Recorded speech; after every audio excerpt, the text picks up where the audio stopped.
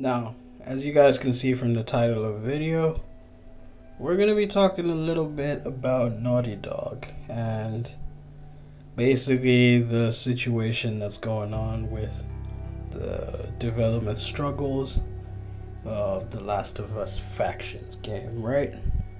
And apologies for the audio. It's not going to be the best because I am recording this on the fly. So I'm not at my setup. I don't have my actual setup mic. I'm literally recording a voice note on my phone, which I'm going to then, convert to the desktop. Just add it into the video as the voiceover in the desktop, right?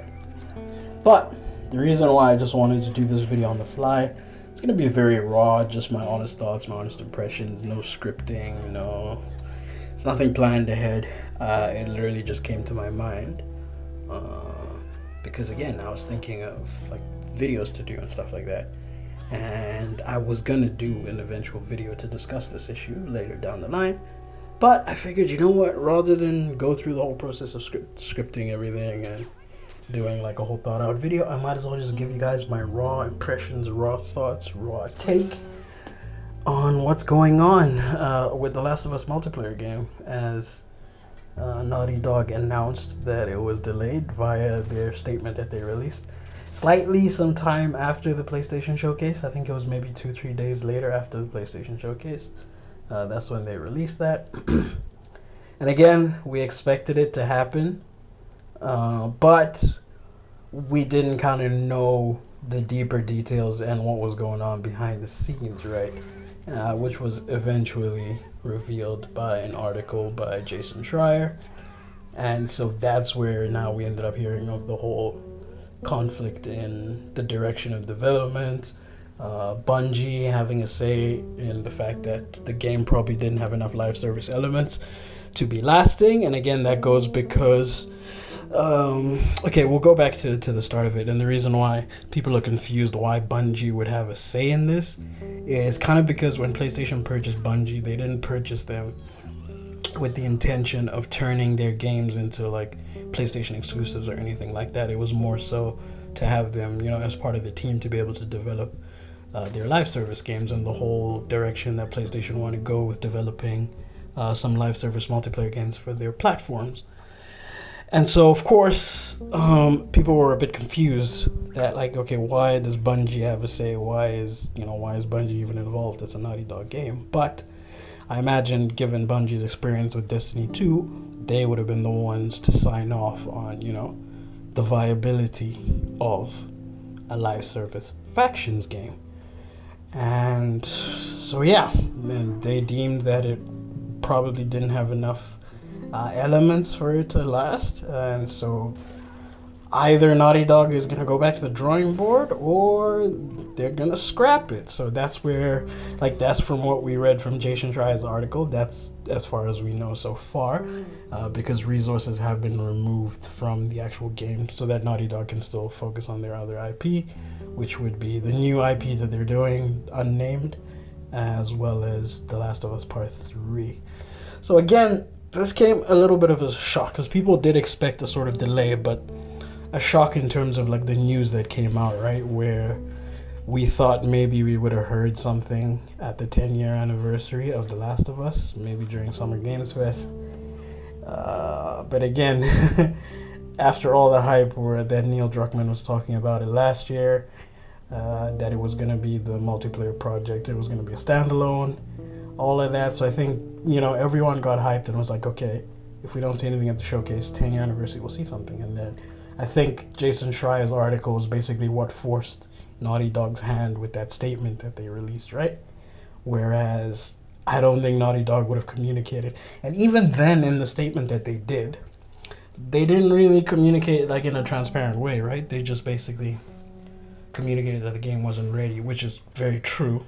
That, okay, they thought it wouldn't be ready, but they didn't outline, the reasons why, which of course they're not obligated to tell us or anything like that. It's the usual PR statements and that kind of thing from publishers, studios, devs, etc. But I feel like without the Jason Schreier article, they probably don't even release the statement, which is where my disappointment comes to Naughty Dog. And as you can see from the title, that's why I titled this video, Let's Talk About Naughty Dog, because Naughty Dog is one of my favorite studios. I've mentioned this time and time again on the channel. I love their IP. I grew up on Jak and Daxter games, that kind of thing, as well as God of War for Sony Santa Monica. That's my other favorite studio, because these games like hold a special place in my heart, special attachment. But I am a very fair person, and I feel like even if I have to call things out for like a developer that I like, I'll still do it because it's the right thing to do, right? There's no picking sides, picking favorites. That's the same thing I mentioned back when I made that Xbox video, right? If I do something criticizing like an Xbox studio or something like that, I'm not doing it in the shoes of a PlayStation fanboy. I'm doing it because it's the right thing to do, right? And vice versa. If I come out criticizing PlayStation, I'm not suddenly no longer a fan of them. No, I still love them. And, you know, I still have titles and everything. Like, no, we don't owe these companies or studios anything, right? It's just an arbitrary company. But we owe, like, an assertive honesty to be able to discuss these kind of things, right? And so now, coming back to this video, right? I think a lot of Last of Us fans were eager, so there were a lot of videos coming out. I think Dom the Bomb made a video as well, mentioning that we were going to hear an announcement, either the PlayStation Showcase or, you know, Summer Games Fest. Everyone was super excited. But I think eventually the fact that Bungie was advising everything, they probably, okay, like I mentioned earlier, they deemed that it wasn't ready for a live service game, which is fair. But again, so now where my criticism comes to Sony and PlayStation is essentially, right, and you guys can hear the water around me because I'm literally doing this video whilst I'm having a bath. But so my criticism comes mainly to Sony and PlayStation, right? Because there's nothing wrong with live service games, like I've always mentioned. There's live service titles that I play. Although I mainly focus on single player story games, there's a place for all types of games in gaming, right? We never want to be the assholes to police what type of games people should and shouldn't like, right? But again, like I've mentioned, my beef with live service games comes from the predatory monetization practices that often tend to come attached to games as live services. It's not a prerequisite, right? It's not something that comes inherent with them, but it's something that a lot of studios end up doing. So for me, I think if Sony and PlayStation are gonna, you know, ramp up their efforts to start doing games as live service, they should just do it with new IP, right?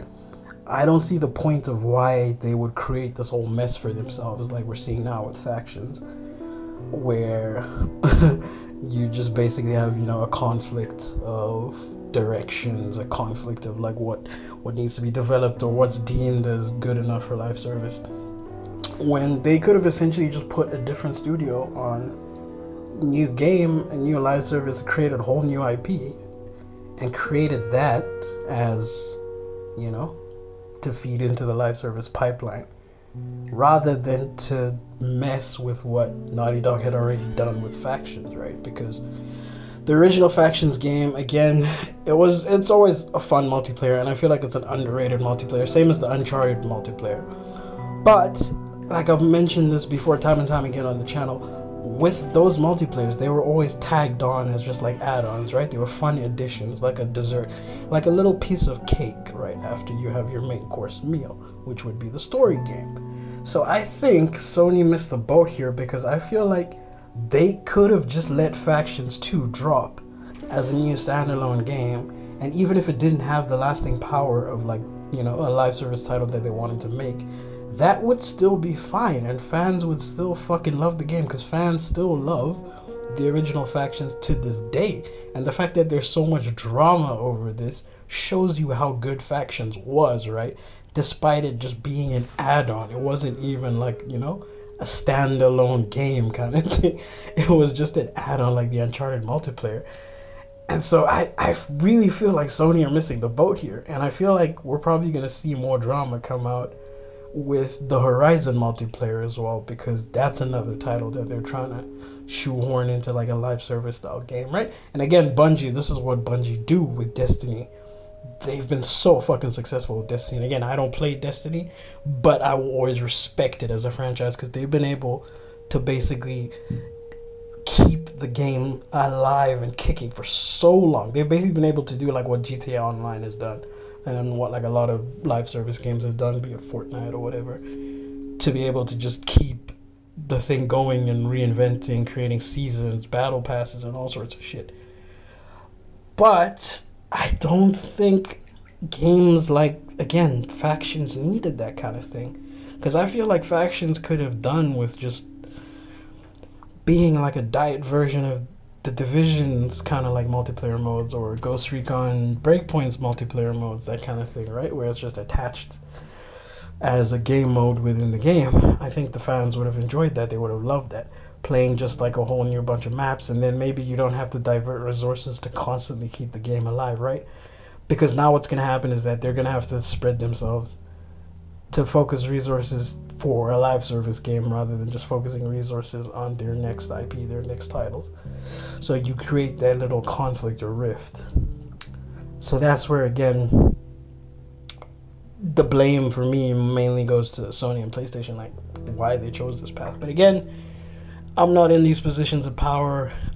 I'm not like a fucking CEO of these companies or whatever, so I could be completely talking out of my ass. And but I'm speaking, from the perspective of a consumer, what I would have liked to see, not only for myself, but for the games industry as a whole. I feel like they would have just benefited by just having those things separate. But it is what it is. So again, not to make this video too long, I just hope this doesn't end up going down badly for Naughty Dog, because again, I don't like the communication path they've been going down. I feel like they've lost some of the transparency they used to have. It doesn't take away from what they've done, as a studio, like I've always said, but it does take a little, distrust. It's kind of like with CD Projekt Red and their whole drama. Like, they're not suddenly a bad studio, but they're, of course, a dishonest studio kind of thing. So I hope this doesn't develop into more drama, like with the game being canceled or anything like that, now that we know that resources have been diverted and all sorts. And we did see something similar happen, but without being in development, with the Days Gone sequel that was supposed to happen, which was going to be a live service game, but I think there was a conflict there because Sony wanted to keep it as a story game, blah blah blah. There were basically just differences between the head of the Ben studio and that kind of thing, and that eventually blew up and we didn't get a Days Gone sequel. So I just hope this doesn't affect anything that Naughty Dog continues to do forward, because I do feel like they're going to keep giving us dope games. But I am worried that they've been dragged into this whole, live service drama from PlayStation. And it's going to be interesting, because again, this is something I also mentioned, for example, with Insomniac, right? I feel like some games, and when I say some games, I'm referring to Spider-Man, with how Insomniac has recently come out, and I'm going to do a video about that after this, where Insomniac are talking about how they are dead set on keeping Spider-Man a single-player story, and how they've added the whole elements of playing as Miles and Peter in the upcoming Spider-Man 2. And so I think that's something that even like Naughty Dog should also maintain with The Last of Us. I feel like, and Uncharted as well, I feel like Sony Santa Monica should maintain that with God of War, even though we did have, the God of War multiplayer. Sucker Punch need to do the same with Ghost of Tsushima. We did have Legends, but again, these multiplayers are always added as side dishes, and I think that's a good model to have them as a side dish. That way you have your single player story as your main course, you feed the main base that want to play the story game, and then you're able to also give the multiplayer aspects, on the side. And then for anyone who really thinks like that's not competitive enough or anything like that in terms of the multiplayer aspect or the live service aspect, then they could go to the very specific live service titles, right? That's where you'll then get people playing Destiny and all that other stuff, because they specifically want the live service game. So yeah, hopefully for Naughty Dog this doesn't mean anything bad. it's for me. It's just gonna be interesting to see how Naughty Dog approach this, as well as now we have the whole The Last of Us HBO show being entangled in this as well. So I imagine those timelines are gonna be affected with how they develop The Last of Us Part 3, because they're gonna need to get Part 3 out before they start to flesh out a season 3 of the Last of Us. Yeah. I just hope this doesn't end well. Even like the remake, going back to the point about communication, right? I didn't like how there was an embargo on the PC port of Part 1 remake, and like people only found out about like the bugs and glitches and problems during launch. So that was kind of something I've always criticized many studios for not doing. Like, be open, be honest about the state of a game at launch, even if you have to like patch it up and all that shit. There's no point in you releasing something that's broken and then putting out statements. Like, I famously made fun of Rockstar for that shit, putting out fucking apology statements as if you didn't know this was the state that the game was launching. We even saw it like recently with the Redfall drama. Like, fuck it, a studio can't pretend like they didn't know. And again, it's a PC port, so Naughty Dog is not directly responsible for it, but they're overseeing the people doing the port. So just like with Rockstar and Grove Street Studio, it's Rockstar's neck that's on the line for any bullshit that Grove Street Studio did with the Trilogy remake. And similarly in this case for the Last of Us PC port, the studio that did that, they ultimately still are going to have to report to Naughty Dog on that issue. So hopefully this doesn't like mean bad signs for the studio, like I was mentioning. Apologies for this video being all over the place, being rambling. There is going to be another video that I'm going to release, like I said, discussing Spider-Man 2.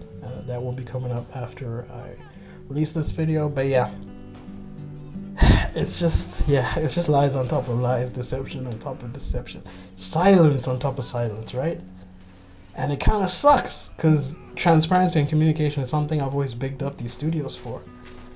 And yeah, when they start turning into like some of the bad practices that I criticize other people for, I gotta come out and call them out as well. So yeah, I think I've talked about everything I possibly could when it comes to this situation. Let me know your thoughts in the comments, of course.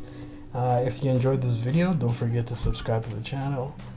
Hit that tasty notification bell. Again, I'll be giving more updates, and I'll probably do a more fleshed out video discussing the situation once I'm able to, you know, put my thoughts together. This is more just of like a ramble video for you guys. And like a lot of, you know, long-time viewers of the channel will know, I tend to do these a lot. So hopefully it's still enjoyable, coherent, and yeah, again, we'll just keep discussing more updates on the games industry and the future of this franchise, the future, you know, of a lot of studios and that kind of thing. But with that being said, thank you all for tuning in. I hopefully look forward to seeing you in the next video, which, as I mentioned, is going to be a Spider-Man video. So as always, stay safe, stay healthy, stay blessed, stay dangerous, and peace out, my good people. And happy weekend, by the way, because I am recording this on a Friday, and I'll put it out Friday later tonight. So peace out.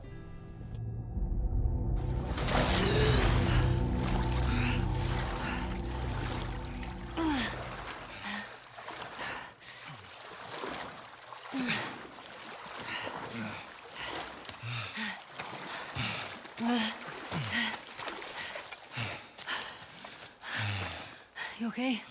Never better. Okay. I think we're in the clear. Here, come on. Oh, thanks. This way.